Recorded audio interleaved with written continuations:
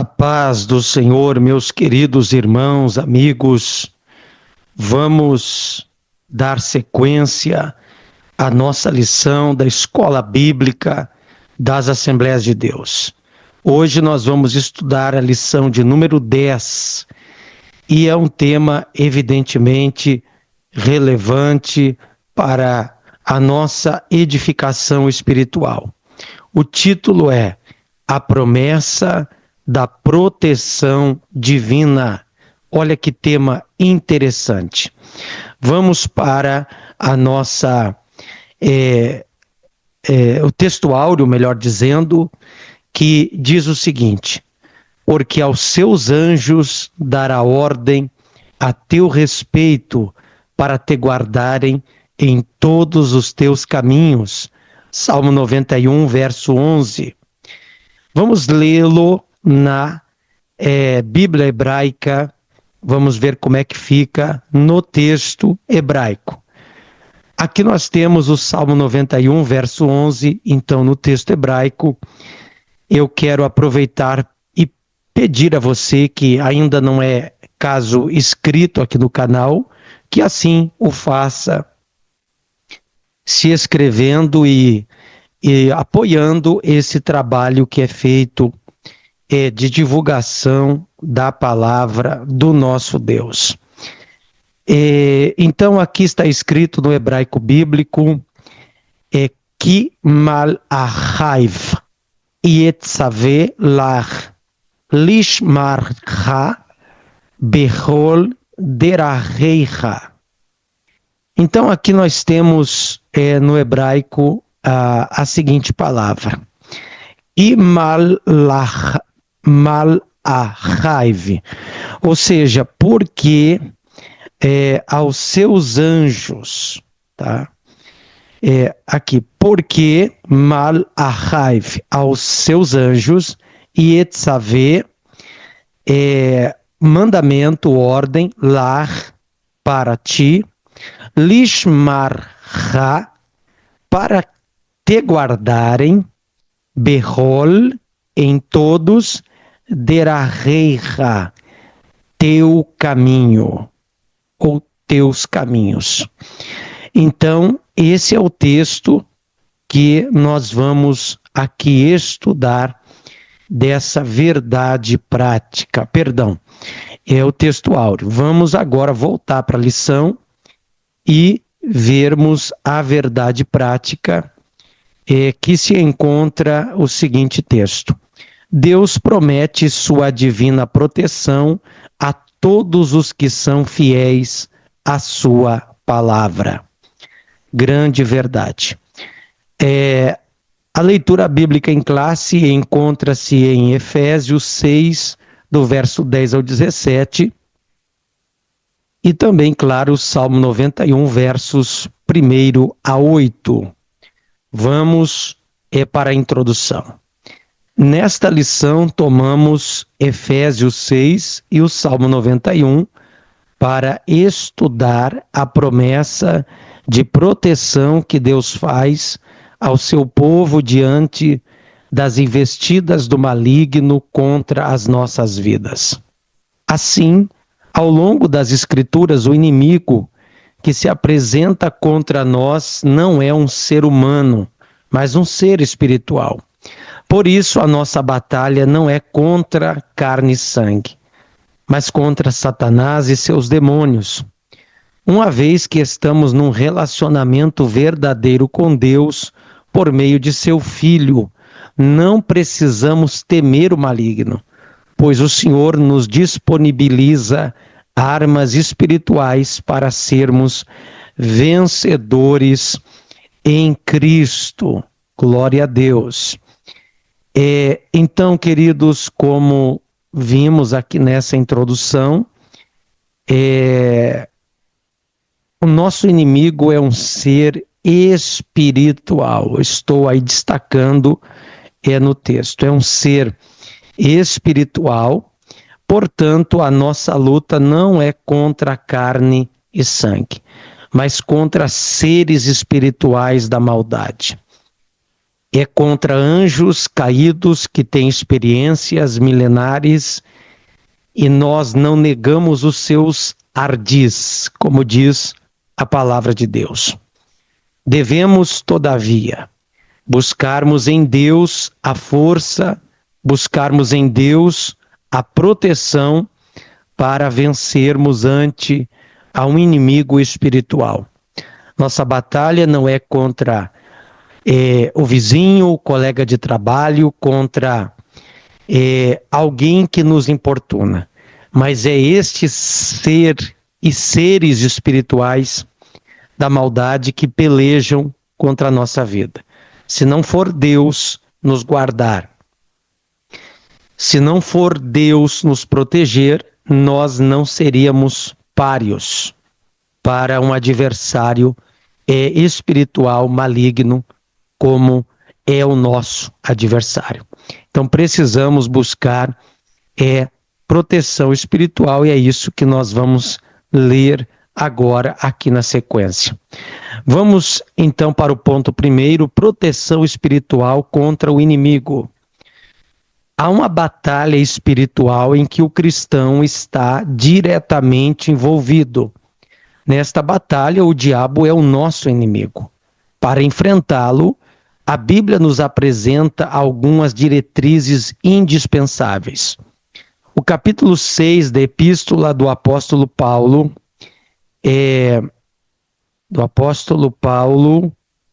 aos Efésios, revela alguns ensinamentos muito importantes. Ele nos descreve as hostes espirituais da maldade e, ao mesmo tempo, quais armas o Senhor Deus nos disponibiliza para a nossa proteção. A nossa batalha é espiritual. Então, ali em Efésios 6, e nós podemos estudar isso na sequência, existem armas, existem ferramentas que o Senhor, nosso Deus, Ele nos disponibiliza, como acabamos de fazer aqui a leitura, para enfrentarmos. Então, você que não está na igreja, não está em comunhão com Cristo, eu acredito que a sua vida não deve ser fácil, porque você não está armado espiritualmente para enfrentar a oposição das trevas. No entanto, aquele que está em Cristo Jesus tem da parte do mesmo proteção, ferramentas, armadura para vencer tamanha opressão que jaz à nossa volta. Vamos para o subtópico 2, onde está escrito os inimigos espirituais em Efésios. Em Efésios 6, do versículo 10 a 12, o apóstolo Paulo, ele nos mostra que os nossos inimigos são espirituais. As expressões que o apóstolo usa para esses inimigos são principados, governos do mal, liderados pelos príncipes das trevas, potestades, poderes malignos que se levantam contra os servos de Deus, príncipes das trevas desse século, demônios que lideram outros demônios e combatem a igreja do Senhor Jesus, hostes espirituais da maldade nos lugares celestiais, legiões de demônios preparados para destruir a vida espiritual dos crentes, das igrejas e do ambiente de adoração a Cristo. Satanás e seus demônios desenvolvem estratégias para tentar deter o avanço da igreja de Cristo. Então, queridos, não podemos negar as ações do maligno contra a igreja. São principados, como estamos vendo aqui acima. São potestades, ou seja, poderes malignos, são hostes infernais, espirituais, legiões de demônios preparados para destruir o avanço da igreja, destruir sua família, destruir qualquer mobilização da igreja para o avanço da mesma. Então, é preciso você ter esta visão descortinada da vida, entender que não é contra a carne que você está lutando. O problema não é teu patrão, tua sogra, teu prefeito, teu governador, teu presidente da república, tua esposa, teu marido, teu filho. Tem coisa que é humana. Eu concordo que tem coisa que é a mente do ser humano que é um grande empecilho, é um entrave para muitas coisas. No entanto, não negamos a ação maligna que age sobre nossas vidas, e se não fosse o sangue de Jesus, a mão de Deus sobre nós, nós não suportaríamos tamanha opressão. Vamos adiante em nosso comentário. Foi lido o subtópico 2, vamos para o subtópico 3, as armas espirituais do crente. Para enfrentar as poderosas hostes espirituais da maldade, temos uma armadura espiritual providenciada por Deus, descrita em Efésios 6, do 14 ao 17. Uma armadura constituída pelas seguintes armas espirituais. Letra A, verdade. Uma arma poderosa contra a mentira do diabo. Letra B, couraça da justiça. Uma vestidura que protege o crente dos golpes mortais, das tentações do maligno. Letra C, a preparação do evangelho da paz. O evangelho de Cristo para que o crente vença o diabo como Jesus o venceu. Letra D, o escudo da fé. Uma proteção do servo de Deus contra os dardos inflamados do maligno. Letra E, capacete da salvação. Uma convicção profunda da salvação em Cristo. F, espada do Espírito, uma poderosa arma de ataque contra os ataques malignos. Essas armas espirituais nos mostram que na batalha em que nos encontramos não podemos lutar com a nossa própria força. Vamos dar uma passada comentando aqui arma por arma.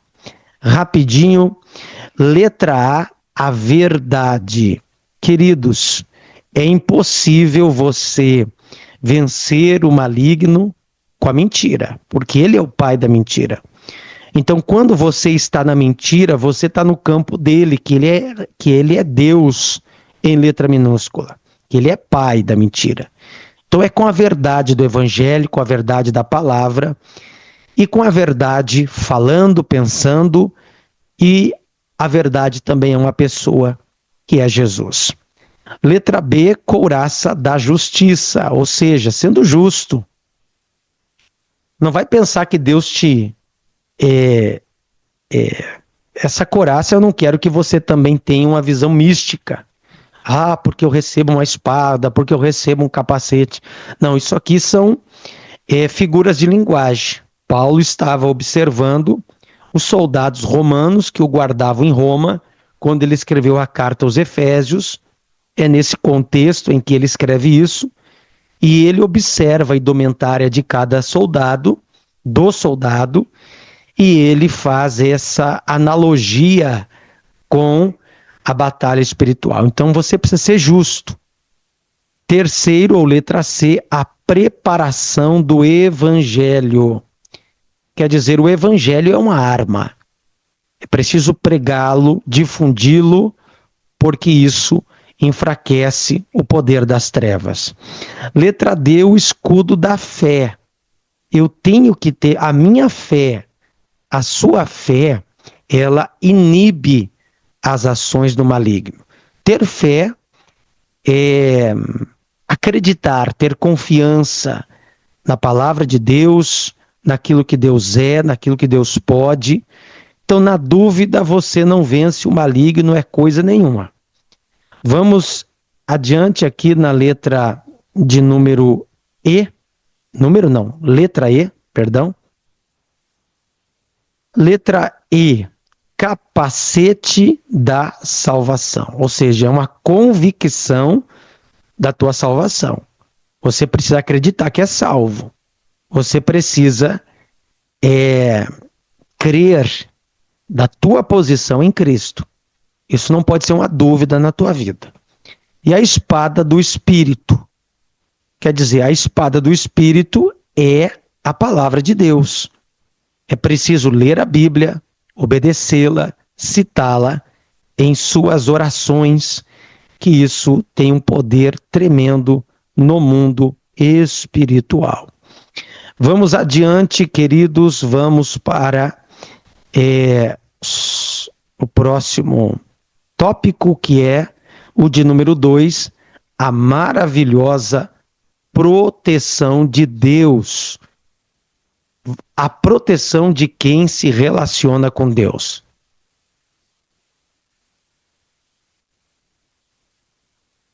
O Salmo de número 91, ele revela a proteção divina para os que se relacionam com Deus e andam em sua presença. É um salmo que afirma que Deus oferece descanso para a alma que se relaciona com Ele. Dessa maneira, o nosso relacionamento com Deus é de confiança. E por isso, Ele nos livrará do perigo, da insegurança e nos dará proteção. Nos períodos de intensas batalhas espirituais, contar com a proteção divina serve de consolo e segurança na hora da proteção, da hora da provação. Eu costumo dizer que você precisa cuidar do seu relacionamento com Deus. É porque Ele nos livrará do perigo. Ele nos dará a proteção. Quer dizer, se não for Deus, como que eu vou lutar contra os demônios, que são seres espirituais? Eu preciso não da força do meu braço, mas da força de Deus. Eu preciso da intervenção divina. Por isso, perca tudo se for para perder, mas não perca nunca. É a presença de Deus na sua vida. Então, não é Deus que precisa do teu culto, tão somente. Não é que Deus precisa do teu culto. É você que não pode ficar sem prestar culto para Deus. Pense nisso. Pense nisso quando der vontade de ficar em casa e não ir para a igreja. É você que precisa de Deus. Deus, sem você, continua sendo Deus. Nós, sem Deus, não somos nada. Deus, o nosso refúgio e fortaleza. No versículo 4 do Salmo 91, duas expressões chamam a atenção. A primeira, o laço do passarinheiro. Trata-se de uma referência aos ardis do maligno para elaborar ciladas contra os servos de Deus. O apóstolo Pedro nos lembra desse perfil estratégico do maligno ao escrever que, abre aspas, o diabo, o vosso adversário, anda em derredor, bramando como leão, buscando a quem possa tragar. 1 Pedro 5,8. Outra expressão é peste perniciosa, que se refere à proteção contra as enfermidades malignas que ceifam muitas vidas. A bênção da cura divina foi assunto de uma lição neste trimestre. E por meio de Jesus Cristo, ela continua disponível a quem crer. Assim, mesmo passando pelo laço do passarinheiro e pela peste perniciosa, temos em Deus o nosso refúgio e a nossa fortaleza, e por isso não seremos abalados. Então, queridos, como acabamos de ver aqui, ele nos outorga a bênção da cura divina. Foi assunto na lição, de uma lição nesse trimestre, como está ali. E ele nos livra do laço do passarinheiro, ou seja, são estratagemas do inimigo para te laçar. Em nenhum momento a Bíblia vai dizer que Satanás e seus demônios são ignorantes, como diz o jargão popular, burros. Não. São seres inteligentes, seres angelicais, e eles sabem armar estratégia para te pegar. Cuide o seu lado mais vulnerável. Vigie, porque Satanás não vai poupar você. Ele não tem dozinho de você. Ele não tem misericórdia, e se puder, ele te pega, ele te arrebenta. Então não deixa furo não, porque a serpente é astuta. Subtópico 3, aí a onipotência de Deus. O Salmo 91 apresenta Deus como onipotente, aquele que é o Todo-Poderoso. Essa é a base doutrinária para a proteção divina, que ao longo da Bíblia é desenvolvida e ensinada. A onipotência de Deus, representada na palavra Altíssimo, revela-nos um Deus que nos guarda, protege e livra-nos do mal. No livro do profeta Isaías está escrito que desde o poente ao nascente do sol, o Espírito do Senhor arvorará sua bandeira contra o inimigo. Isaías 59, 19. Nesse contexto, podemos ter segurança em Deus de que nenhuma estratégia do maligno prevalecerá contra os que estão guardados sob a sua proteção. Queridos, nada poderá fazer o maligno contra nós quando Deus estiver nos guardando, porque o Espírito do Senhor arvorará contra o inimigo a sua bandeira. O maligno não prevalecerá contra aqueles que estão guardados sobre a proteção divina. Deus é o onipotente. Ele tem todo o poder. Portanto, fique guardado, protegido pela mão do Senhor. Não deixe de servir a Deus, de ser fiel. Pense e repense muito antes de pecar, porque isso poderá te custar muito caro. Tópico 3, promessas e proteção. Os inimigos serão derrotados. Ao longo da história, muitos inimigos têm se levantado contra os planos de Deus para a sua igreja.